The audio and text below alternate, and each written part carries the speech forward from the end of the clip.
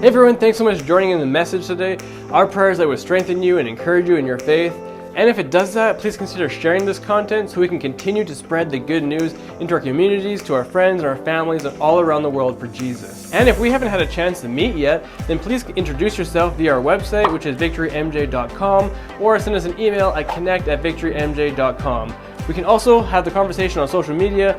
Just look for Victory Church MJ and you'll find us on all the social platforms. Thanks again for joining us. Blessings. Now let's head into the message. So when I think about this concept that God calls us to use what we have, I think of a passage in Romans 12:1. And Paul is talking to these people and he says, "And so, dear brothers and sisters, I plead with you to give your bodies to God because of all he has done for you. Let them be a living and holy sacrifice, the kind he will find acceptable. This is truly the way to worship him." The call on our lives as worshipers, the call on our lives as people who follow Jesus is that we take what we have and we give that forward to God. And it's not just a decision that we make, but it's an all-out life shift. And, you know, it was hard for me to kind of wrap my head around this. It's kind of hard when I think about, well, what does it mean to follow Jesus? It's give everything. That's a lot. That's a lot to wrap my mind around. And I love how Elizabeth Elliott puts it. She categorizes what does it mean to give everything? Well, she kind of put it into 4 categories. I'm just going to read this excerpt from her. God knows your heart and will accept your offering in any way you can make it. I am sure, but a very simple thing has helped me. It is to kneel with open hands before the Lord. Be silent for a few minutes, putting yourself consciously in his presence. Think of him. Then think of what you have received in these 4 categories. Are, have, do, and suffer. Meaning, we hold in our hands all that we are, all of our gifts, all of our personality traits, all the things that we have, our name. We hold in our hands all that we have and all that we are in that sense.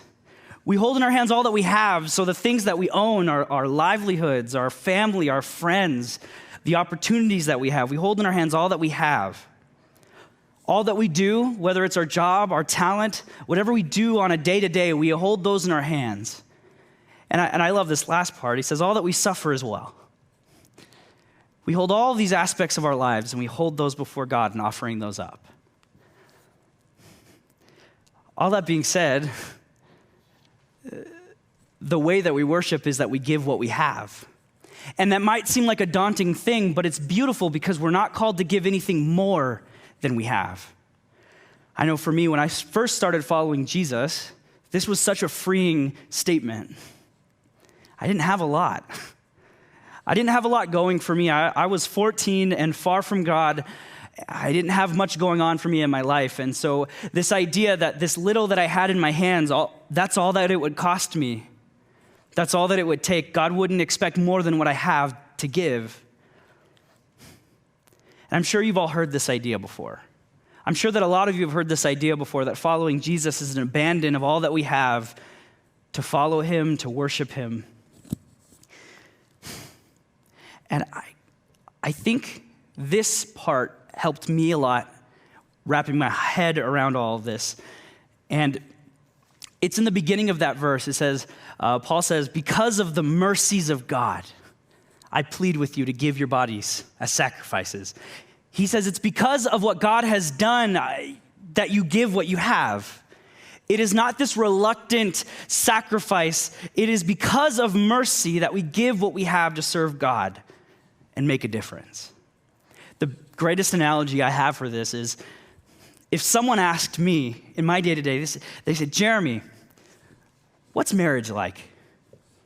Now imagine if I answered that to that person, "Yeah, I made a decision to marry my wife and I'm gonna be faithful for it and it's gonna be good and it's hard and I didn't wanna give it all up, but I made this decision so I'm gonna be faithful." It's kinda, if I answered like that, that wouldn't be all that good for my wife to hear, right? Like that's not a positive way to describe marriage. If you were to ask me, what's marriage like? I would say, man, where do I start? And I love my wife. I love spending each day with her. She's so patient with me. I love growing with her. I love having a partner in my life. And I gladly sacrifice what I have, lay down my life for my marriage. Those are two very different descriptions. And I think in our lives, when we think about giving what we have to God, these are kind of two pictures that we could paint for ourselves.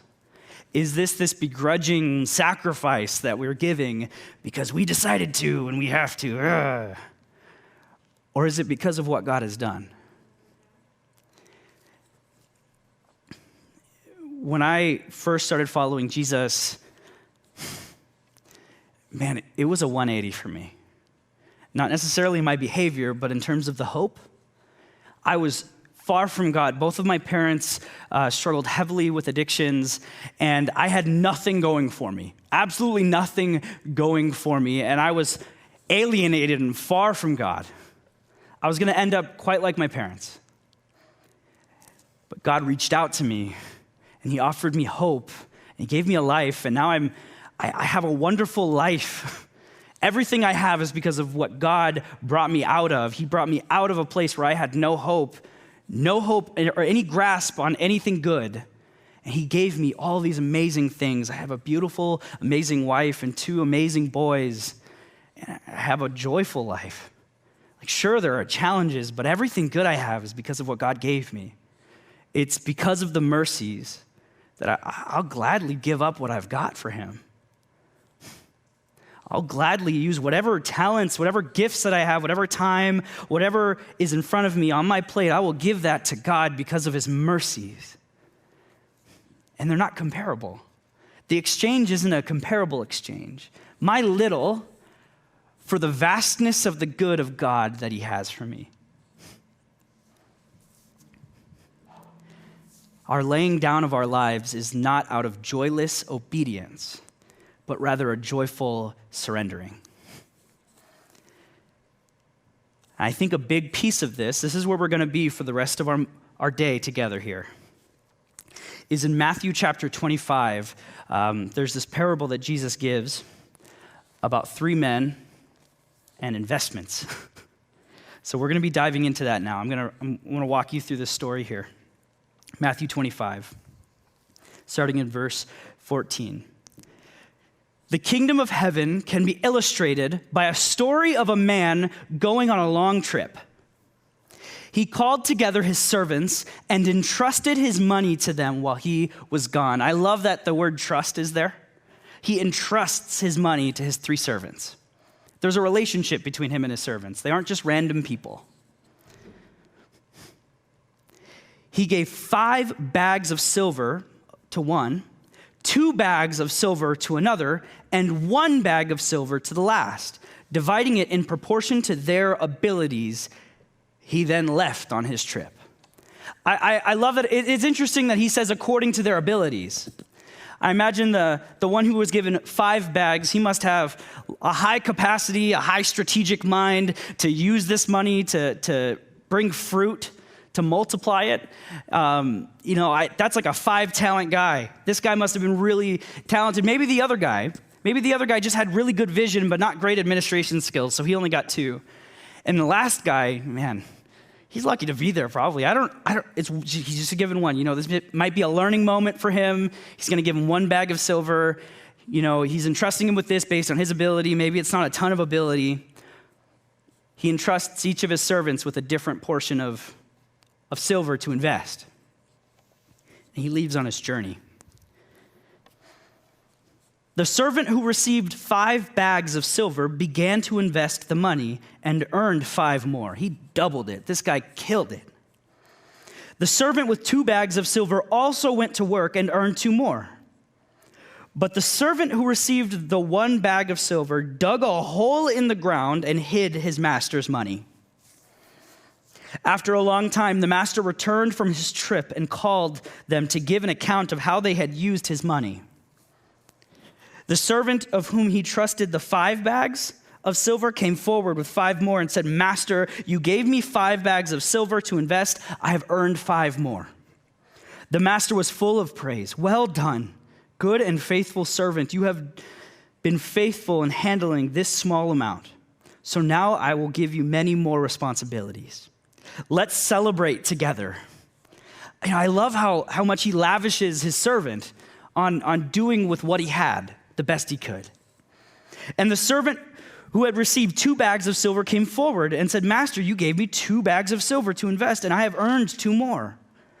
The master said, "Well done, my good and faithful servant. You have been faithful in handling this small amount, so now I will give you many more responsibilities. Let's celebrate together." There's a really important thing here. One of these guys handed him 10 bags of silver, the other handed him 4. One's bigger than the other, right?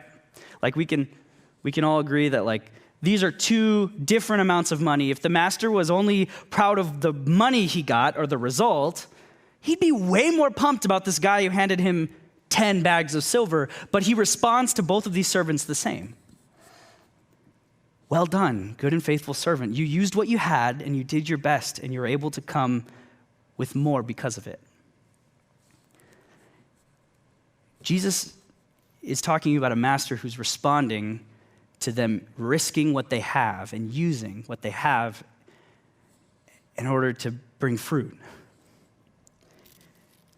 And this last servant we'll read about.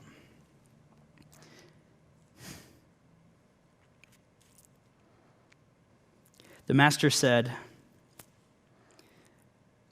Then the servant with the 1 silver bag came and said, "Master, I knew you were a harsh man, harvesting crops you didn't plant and gathering crops you didn't cultivate. I was afraid I would lose your money, so I hid it in the earth. Look, here is your money back." This guy, first of all, in the face of his master, he's like, "I don't think you're that good of a guy, so I was afraid of you, so I hid your money in the dirt." And what we'll learn later is that he could have done anything with that money other than put it in the dirt. He didn't even have to invest. He could have just given it to the bank. The bank would have grown money based on giving it to the bank. He could have asked for help. He could have gone with the other servants, but instead, he buried the money and did nothing with the opportunity he was given. And man, the master's not kind to this guy. The master replied, "You wicked and lazy servant. If you knew I harvested crops and I didn't plant and gathered crops I didn't plant and gathered crops I didn't cultivate, why didn't you deposit my money in the bank? At least I could have gotten some interest on it. Take the money from this servant, give it to the one with 10 bags of silver. To those who use well with what they are given, even more will be given, and they will have an abundance. But those who do nothing, even with what little they have, will be taken away." The rest of the story is pretty grim for this servant. "Now throw his useless servant into the outer darkness, where there will be weeping and gnashing of teeth." When I think of my life, by the way, I think this story is all about opportunities. Each servant was given an opportunity to use what they had, and it wasn't more than what they were capable of. The master knew their ability. The master knew what they were capable of, and so he gave them each money to invest. He gave them each opportunity. And the one who didn't have that much ability, all he had to do was use what he had. He didn't come up with anything because he buried it. He didn't use his opportunity at all. He buried his gift there. And the other 2, they used what they had.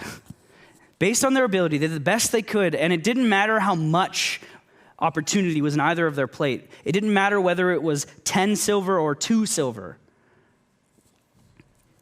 The praise in response to using what they had was the same.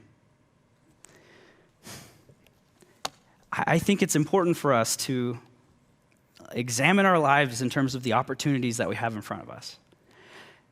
And this passage isn't easy, by the way. This is a hard passage to read. For me, it's convicting. I was, even talking to Pastor Dan about this passage a couple weeks ago. It's a terrifying passage for us that we're responsible for the opportunities that we have. And when I think about opportunities and using what's in front of you in terms of the things in your life, And I think of people who did the best with what they could. I think of a man named Dave Beauclair in our church. He's our media and production manager, and he's taken what little opportunities he's had for the last handful of years, and he's done the best with what he had in front of him. And each time he was faithful with it, God grew and grew and grew what he was doing. And so I asked him if he would share a bit with us in terms of a video, testimony video, and I would love for us to watch that now. My name's Dave Beauclair. I've been coming to Victory Church for a long time now, since I was about 10 or 11 years old, so over 20 years. I remember being young and getting really involved right off the beginning, and one thing that I got involved in was tech. And so one of the very first jobs I ever had was doing like the overhead slides and clear paper, you know, you could project the words up on the wall. And that was before we did computers, basically. And one of the funny things about that job was people who would get into worship and they're supposed to be moving the slide, and they would have their eyes closed and hands up, and then everyone else was like wondering like, what's the next song, because it wasn't like slid properly. But yeah, I started doing that. It wasn't something that I was planning on doing, but there was an opportunity, so I took it. And later on, I got involved in sound, and yeah, ever since I've been volunteering. You know, even in youth group, I helped. I'd pick up kids for youth when I had my license, things like that. And now we have quite a different look. You know, we upgraded the computer years ago. I came on staff at the church. At that point, we had one computer, 3 screens, one sound guy. You know, like just a skeleton crew. You know, we started live streaming years ago, and now that's a pretty big deal, right? So we stream everything online, and God has given us more and more opportunities. And now we have, you know, over 40 volunteers. I have 2 people who work for me now during the week. And it started off, you know, just volunteering at that overhead slide projector. And I had a great time doing that, you know, and it wasn't even, I never pictured myself going this way in ministry. It wasn't something that I had planned on, but I just did what was before me, what God had given me. And yeah, He's been faithful to give me more as I have been faithful to serve Him and what He gave me. With COVID, we were already live streaming beforehand, but we really ramped up our online into a ministry. So it wasn't just streaming a service any longer, but we were trying to do church online, right? We made it a campus, basically. And so that became more responsibilities again. So not only was I running the teams that put on the production, but also now we're trying to do online ministry and reach those people and care for those people. So it kind of just shows again that you know, if you're faithful with what God has given you, He'll give you more. And it all started back with that overhead projector slide. So maybe for you, your year or the last couple of years haven't looked exactly the way you thought it was going to be. Just like I never planned on volunteering to do you know, overhead slides, or thought I'd go into this kind of ministry. But you still have the opportunity to use what's before you, what God has given you right now. And that might mean pivoting your thoughts into like, I want to go this way, but this is before me now. And just use what God has given you and be faithful in that, and know that God is faithful and that He has a good plan for you. And He's going to take you through this to the other side. So one piece of advice for you is just use what you've got. Use what God has given you today. Wow. You know, it's such an honor to work with Dave. I get to see him day to day kind of dream about the kind of effectiveness our church can have in terms of our production, in terms of our online presence. You know, when COVID hit, we had already been live streaming for almost, I think, over a year. And, you know, way before then, Dave had a dream that we would live stream for people who were at home and far away. And long before the urgent need arrived, Dave was already using what was in front of him. And we were able to see it be such an important asset to our church, where it would be, for many, many people, the only way we would reach and connect with one another. And he was built for such a time as this.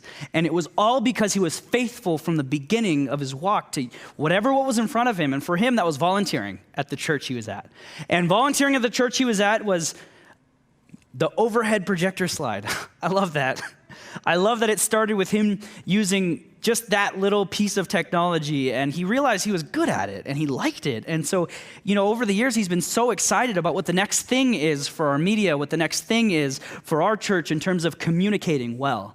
And it's important to notice, by the way, in the passage, the silver given to the servants wasn't theirs. The opportunities that Dave has in his life that he worked with wasn't for him. It was many years that he volunteered and used what he had before he ever had any employment doing it. He did it because he knew that the next step was to further the gospel. And at the beginnings, it wasn't such a clear and direct translation. He was just doing the overhead slides. I think of my life, when I first started volunteering, when I first got saved in my youth group, I stacked chairs. That's all I did. I had no vision of what I would end up doing, but what was in front of me is what I used. What was in front of Dave is what he used. And as a church, if we start by looking for the opportunities in our life, we start with what's in front of us. We start with what's in front of us. I've been reflecting on this for a while, and I look at our youth group. The people that I'm around the most, I look at our youth group, and this past Friday, we did something kind of special. We eliminated all the adults in our programming, and we let the youth run the entire night.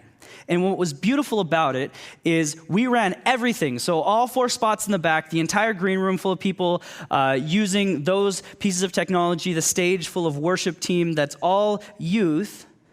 And every bit from beginning to end was all the youth using their gifts. And we had our youngest volunteer. She was 11, and it was her 3rd time at youth group. And she came early, and she wanted to volunteer, so we put her on cameras. And that's so cool that somebody who didn't know how to use it at all came ready to use what they had, and they were running our cameras on the Friday night. Man, it's amazing what happens when people use what they have. A year ago, we were downstairs, and the entire tech team was a computer. It was Joel sitting at a desk, Joel Goddard sitting at a desk, running all the technology for our youth group downstairs. And over the last year, we've seen youth come and bring what they have, and now we're able to use all of the spaces here in the sanctuary every Sunday. I got to have the privilege of watching Joel in the lobby before youth group started, bring around all of our tech team and lead them in team time, which is what we do before we start. And he prayed with the team, and he gave them vision. And I remember when Joel was excited about tech as a grade 8, and he was just hitting the button doing slides. And now he's at a place where he's discipling people, and people are using their gifts. Things move forward for the gospel when we use what we have. Every step of the way I see that. Especially for this church. A lot of what we do as a church is we're trying things. When it came to when COVID happened, we tried everything we could to reach people, and so many of it was the first time we're doing it. We just tried. We saw what we had in front of us, and we made use of the most of the opportunity. And it wasn't perfect. It still isn't, but we're using everything that we have in our hands to go forward. And I've been so inspired by our leader. Pastor Dan, when COVID hit, we did not go back. We did not shy back. We saw opportunities, and he led us as a team and inspired us as a team to go after these opportunities. And it's not something that started there either. It was years of building a culture around using what we have for the gospel. And so I want to give you 3 tools to use. I want to give you 3 things to keep in mind when it comes to using the opportunities that you have. The first thing is quite simple. Examine your life and the opportunities in front of you. Whatever these opportunities are, there's all kinds of different kinds of opportunities. Maybe you have an abundance of time. What will you use that time for? There are people in your life that you have an exclusive access to. The first people I think of is your family. Whether you're a mother, a father, a brother, a sister, a son, a daughter, there are people in your life, in your house, that you have such a unique opportunity to pour into. Whether they follow Jesus or not, if they follow Jesus, you have a unique position to encourage them and build them up. And if they don't, you have an opportunity to witness the gospel to them in little ways. It doesn't have to be this giant thing. But look at your life, whether it's your coworkers, maybe people that you're the only real influence in their life. You're the only voice they'll hear in terms of a Christ-like person. Maybe it's your money. I don't want to undervalue that. People in this church tithe and they give to certain things that move forward the gospel, and it's huge. Maybe it's your talent. We've been talking about your spiritual gifts. We've been talking about things you're good at, and I think each of us have things we're good at, and it would be amazing if we just used all of these things that we're good at. What are the opportunities in your life? Whether it's time, whether it's proximity, whether it's ability, what's in front of you? Examine your life. Who do you see every day? The next one is more of a posture, because there are plenty of opportunities that you never see coming. Make it a daily habit to seek opportunity, even at the smallest level. At the smallest level, seek after opportunities. I'm going to start with a pretty on-the-nose example, and it's something that you could do right now. The smallest level of one thing that's in front of you that's an opportunity is, I guarantee you, about 90% of you are on a device that you could interact with to engage with what we're doing here. And if you engage with it, if you like, if you share it, if you comment in there, like it accumulates. Like if everybody watching this engaged with our stream right now, it would be the most watched stream we have. That's just how the algorithms work. And it's not just for reach or popularity. We are truly invested in seeing the gospel spread throughout our city and our country and our world. And this is the number one opportunity you have. The closest thing you have is the screen you're watching right now. Whether you're watching this a day from now or a week from now, you can still engage with it. Wherever you're finding this message, you can engage with it. At the smallest level, one opportunity that you have is right here. If everyone did that, who's watching this, this would be the most engaged stream. It would be the most reached place. The third one is a little bit of a repeat, is do it. Execute on the opportunities daily and make a habit to act often. Man, so many times do I look at my life and I think about all the things I could do, and I do maybe one of them. But when we make it a habit to execute on these things daily, when we make it a habit, we start with the smallest thing, whether it's liking something on Facebook or sending someone an encouraging message or being kind to your family or whatever it is, whatever the opportunity is, we start with the smallest thing and we make it a habit to do them as soon as we think of them. Suddenly, you're a man of action, you're a woman of action. Suddenly, you'll notice effectiveness has momentum. I've noticed this in my own life. With any habit, with anything that you want to stick in your life, the more often you make it a practice to act instead of just ponder, it sticks. And so, make it a habit to act every day. Do something small. Start small. And I don't want this to be. This message isn't to make you feel bad. I want this message to inspire you to use the tools that you have, because truly it's not about what you don't have. It's about what's on your plate right now. It's about using what's in your grasp, not beyond it. And one of the most beautiful things is about the Bible and about the church and how it's grown is it's always been built on an accumulation of small actions by God's people. You look at Daniel, his small act was praying the same time, like 3 times in those specific spots every day. Little things like that accumulate.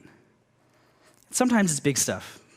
Don't hear me wrong, but we start with little things.